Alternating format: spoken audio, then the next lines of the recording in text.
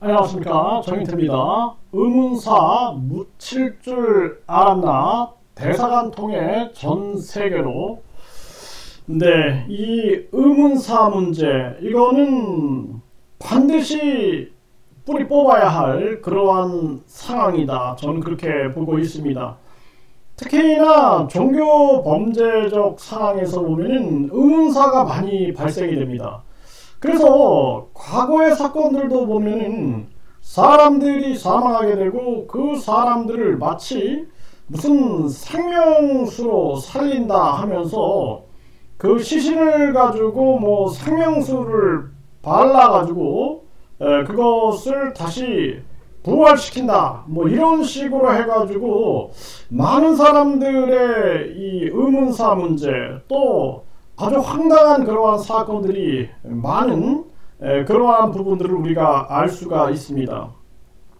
또 뭐 많은 사건들이 있죠. 교주의 말을 듣지 않는다라는 이유로 폭행이 가해지게 되고 그 속에서 의문사가 일어나게 되고, 그리고 교주 같은 경우에는 또 살인 교사 행위에서 빠져나가는 경우, 또는 빠져나가려고 하다가 잡히는 경우, 뭐 이런 것들이 굉장히 많습니다.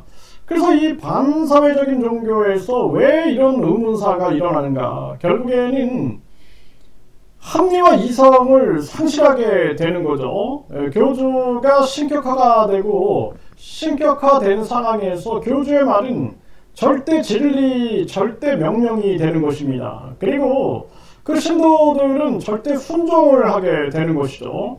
또 부역자들 같은 경우, 공모자들 같은 경우에는 자신들이 누리고 있는 그 특권 그리고 부를 유지하기 위해서 각종 거짓과 악행을 같이 공모하고 협조하고 조력하고 이러한 일을 전개를 하게 되는 것입니다.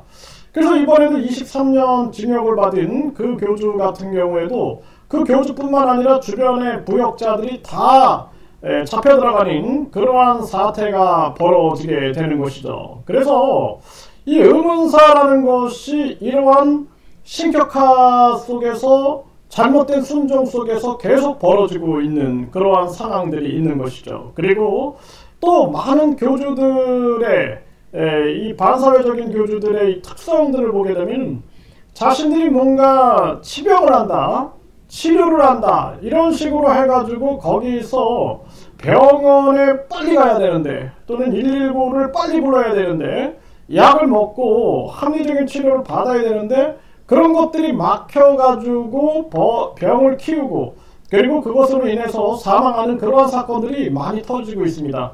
지금도 한 방송에서 그 문제를 집중적으로 다루고 있어요.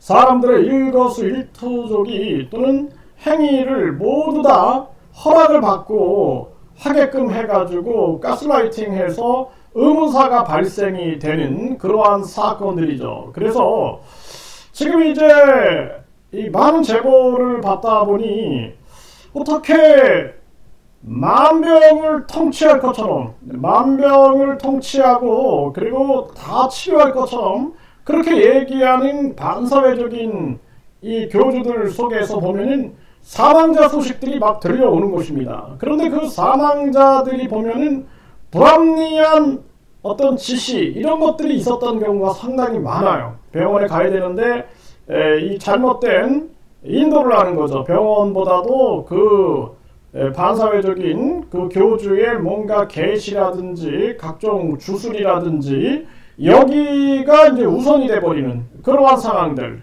그리고 또 빠른 그러한 치료 대처를 해야 되는데 이런 것들이 교주에 의해서 막혀가지고 결국에는 일어나는 그러한 상황들.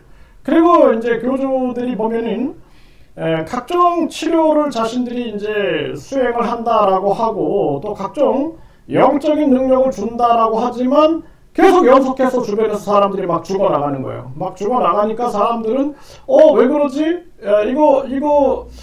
이게 무슨 뭐가 잘못된 거지? 우리가 믿고 따랐던 그러한 신이 아닌가?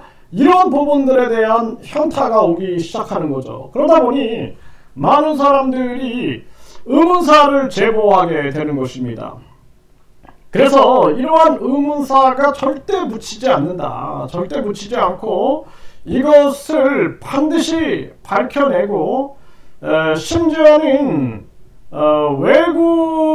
외국인으로서 관련성이 있다 그러면은 이거는 대사관이 있죠. 네, 대사관을 통해서 전 세계로 퍼뜨려 나갈 수가 있게 되는 것입니다. 저도 해외 생활을 오래 했기 때문에 그때는 대사관의 역할이 굉장히 중요한 거거든요. 그래서 대사관이 본국에다가 알리고 본국에서 모든 사실을 공유해서 문제를 해결하게 되고 이 의문사에 누가 개입이 됐는가. 네, 심지어는 반사회적인 그러한 종교들 같은 경우 보면은 그 가족 안에 그 신도가 있다 그러면은 이게 의문사가 묻혀버리는 경우가 상당히 많아요. 과거 사건들도 보면은 분명히 여기서 의문사가 발생이 됐는데 그 가족들이 신도인 경우에는 심리적 통제를 받게 되는 거예요.